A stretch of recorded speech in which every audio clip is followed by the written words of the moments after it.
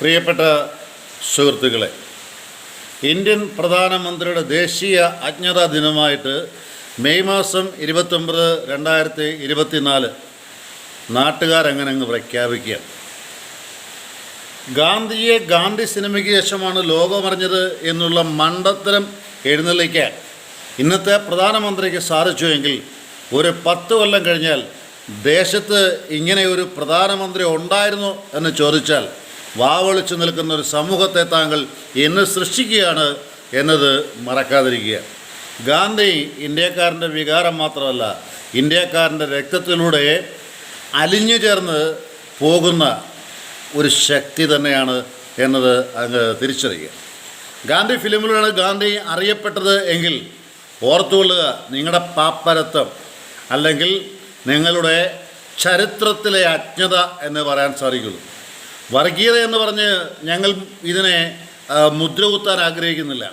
ഇവിടുത്തെ സാധാരണ RSSകാർക്കോ അല്ലെങ്കിൽ BJPക്കാർക്കോ പോലും അങ്ങയുടെ അഭിപ്രായത്തോട് യോജിപ്പില്ല എന്നതിന് യാതൊരു സംശയവും ഇല്ല. അല്ലെങ്കിൽ ഏതെങ്കിലും BJPക്കാരുടെ കേരളത്തിലെ നിങ്ങൾ പറയുന്നിടത്ത് ഓച്ചാനും ചെയ്യുന്ന എന്തും ചെയ്യുന്ന അവിടുത്തെ ഉത്തരേന്ത്യയിലെ BJPക്കാരുടെ അങ്ങ് ചോദിക്കേണ്ട കാര്യമില്ല. കേരളത്തിലെ സാംസ്കാരിക പ്രബുദ്ധതയുള്ള ഏതെങ്കിലും ഒരു BJPക്കാരോട് ചോദിച്ചു നോക്ക്, അവർ നിങ്ങൾ പറഞ്ഞോട് യോജിക്കുകയില്ല എന്നതിന് യാതൊരു സംശയമില്ല. ഇനിയും ഗാന്ധിയെ നിങ്ങൾക്ക് അറിയണമെന്നുണ്ടെങ്കിൽ നിങ്ങൾ അത്യാവശ്യം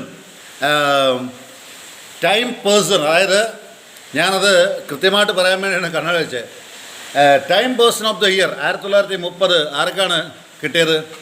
ഇപ്പോഴത്തെ പ്രധാനമന്ത്രിക്ക് ആണോ?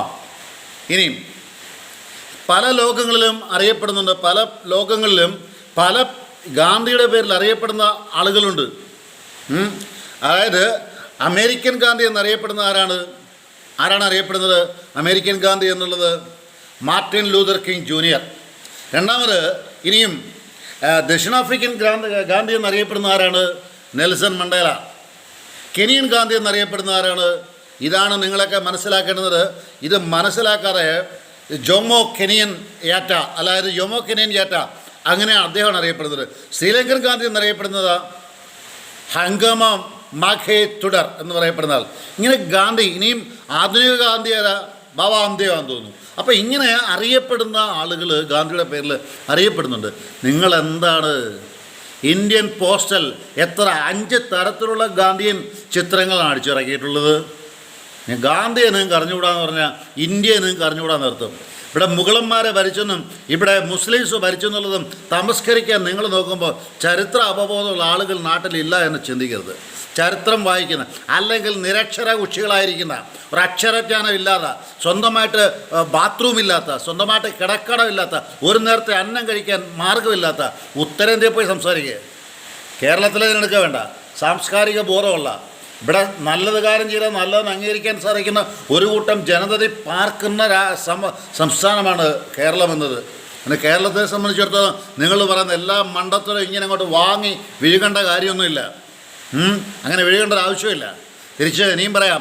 ഞാൻ ചോദിച്ചോട്ടെ, ഗാന്ധിയുടെ ഭാര്യ കസ്തൂർബ ഗാന്ധിയുടെ പേരിൽ സ്റ്റാമ്പ് ഇറക്കിയിട്ടുള്ളതുണ്ടോ? നിങ്ങൾക്ക് ഭാര്യയുണ്ടോ? നിങ്ങൾക്ക് ഭാര്യയുണ്ടോ? ഭാര്യ ഉണ്ടെന്ന് അംഗീകരിക്കാൻ പോലും വലിയ പാടായിരുന്നല്ലോ ആദ്യത്തെ ഇലക്ഷന്. ഒരു സ്റ്റാമ്പ് അടിച്ചിറക്കാം അവരുടെ പേരിൽ. ഇതൊന്നും നമ്മളെ പറഞ്ഞ് പഠിപ്പിക്കരുത്. ഗാന്ധി എന്ന് പറയപ്പെടുന്നത് ഒരു വികാരമല്ല, ഒരു ജീവനാണ്.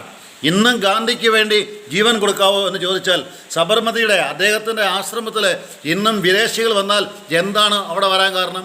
അല്ലെങ്കിൽ അദ്ദേഹത്തെ അടക്കിയിരിക്കുന്ന സ്ഥലത്ത് ഒരു കൽക്കൂമ്പാറ മാത്രമല്ല ഉള്ളൂ, അവിടെയും ഇന്ന് വിദേശികൾ വന്ന് എന്താണ് ഒരു പുഷ്പമിട്ടിട്ട് പോകുന്നത്? ഗാന്ധി അറിയാത്തത്? ലോകത്തിൽ ഏറ്റവും കൂടുതൽ പ്രതിമയുള്ളത് ഗാന്ധിയുടെ, യേശുക്രിസ്തുവിൻ്റെ അല്ല.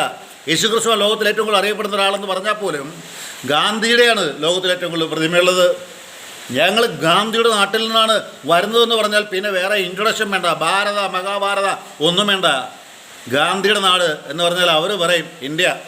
അതുകൊണ്ട് പ്രിയ സുഹൃത്തെ, ഞാൻ സുഹൃത്തെന്ന് വിളിക്കുക. നിങ്ങൾ വേണമെങ്കിൽ തീകാർ ജയിലിലോ എർവാദ ജയിലിലോ എവിടെ കൊണ്ടുവിട്ടുള്ളൂ. ഗാന്ധിക്ക് വേണ്ടി മരിക്കാനും തല്ലുകൊള്ളാനും തൂക്കിലേറ്റപ്പെടാനും ഞങ്ങൾ റെഡിയാണ്, ഒരു വിഷമവുമില്ല.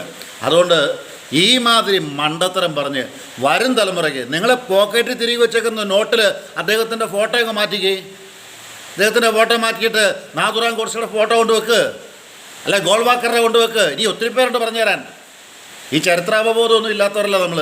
അല്ലെങ്കിൽ അങ്ങയുടെ തന്നെ ഫോട്ടോ വെക്ക്. രാഷ്ട്രപിതാവിൻ്റെ പേര് മാറ്റ്. ഇതൊന്നും ഗാന്ധിജിയെക്കുറിച്ച് അറിയാൻ വേണ്ടല്ല, നിങ്ങളുടെ ശുദ്ധ മണ്ടത്തരം ലോകത്തിനു മുമ്പിൽ നിങ്ങൾ എഴുന്നള്ളിക്കുകയായിരുന്നു എന്നതാണ് ഇതിൻ്റെ സത്യം. നീ വിവേകാനന്ദനെ കൂടെ അറിഞ്ഞുകൂടാന്ന് പറ, എന്നിട്ട് വിവേകാനന്ദ പാറയിൽ പോയി കുത്തിയിരിക്കുക. വിവേകാനന്ദൻ പോലും ഗാന്ധിജിയെ പ്രകീർത്തിച്ച് പറഞ്ഞിട്ടുള്ള വാക്കുകൾ വിവേകാനന്ദ സാഹിത്യ സർവം എന്ന് പറയപ്പെടുന്ന അദ്ദേഹത്തിൻ്റെ കൃതികളുണ്ട്, ഒന്ന് വായിച്ചു നോക്ക്. പ്രിയപ്പെട്ട സുഹൃത്തെ, അജ്ഞതയ്ക്ക് പര്യായം ഇന്ത്യൻ പ്രധാനമന്ത്രി എന്ന് പറയിപ്പിക്കരുത്. തൽക്കാലം നിർത്തുന്നു. അങ്ങേക്ക് എന്തും വിമർശിക്കാം അല്ലേ, പ്രജകൾക്കൊന്നും പറഞ്ഞുകൂടാ എന്ന് ചിന്തിക്കുന്ന രാഷ്ട്രീയ അവബോധമാണെങ്കിൽ, രാഷ്ട്രീയ ചിന്തയാണെങ്കിൽ, ഇത് ജനായത്ത സംവിധാനമല്ല, ഈ പോകുന്നത് ഒരു മർക്കടമുഷ്ടിയിലേക്കും ഏകാധിപതിയിലേക്കുമാണ് എന്നതിന് യാതൊരു സംശയമില്ല. ചരിത്രത്തെ വളച്ചൊടിച്ചുകൊണ്ട്, ചരിത്രത്തിൻ്റെ പിന്നാമ്പുറങ്ങൾ നടന്നത് തമസ്കരിച്ചുകൊണ്ട് ജീവിക്കാമെന്ന് ചിന്തിക്കുന്നത് ഇന്ന് രാഷ്ട്രീയത്തിൽ ഊന്നി നിൽക്കുന്ന ആർക്കും ഒരു ഭൂഷണമാണ് എന്ന് ചിന്തിക്കരുത്. പറഞ്ഞത് ജോൺസൺ കരുവർന്ന. ഞാൻ മുമ്പേ പറഞ്ഞല്ലോ അഡ്രസ്സ്, കോമല്ലൂർ, അതായത് ആലപ്പുഴ ജില്ലയിൽ മാവേലിക്കര. ഈ സത്യങ്ങളൊക്കെ പറയാൻ ഇത് ഇംഗ്ലീഷ് വേണമെങ്കിൽ ഇംഗ്ലീഷ് അതുപോലെ ട്രാൻസ്ലേറ്റ് ചെയ്ത് തരാം. അങ്ങ് കേൾക്കില്ലല്ലോ മലയാളം പറഞ്ഞാൽ. അങ്ങക്ക് നമസ്തേ എന്ന് മാത്രമല്ല പറയാറുള്ളൂ. അതായത് നമസ്തേ ശരിക്കും മലയാളമല്ല, അത് സംസ്കൃതത്തിലാണ്. അപ്പോൾ അത് ഞാൻ നിർത്തുന്നു തൽക്കാലത്തേക്ക്. അങ്ങക്ക് ശോഭനമായ ഭാവി ഉണ്ടാവട്ടെ. 4-ാം തീയതി അങ്ങ് നാട് ഭരിക്ക്. പക്ഷേ ചരിത്രത്തെ മറന്നു ഭരിക്കരുത്. ചരിത്രത്തെ തമസ്കരിക്കൊണ്ട് ഭരിക്കാൻ ആഗ്രഹിച്ചിട്ടുണ്ടെങ്കിൽ ഒരു കാലത്ത് ചരിത്രം എഴുതി വെക്കും.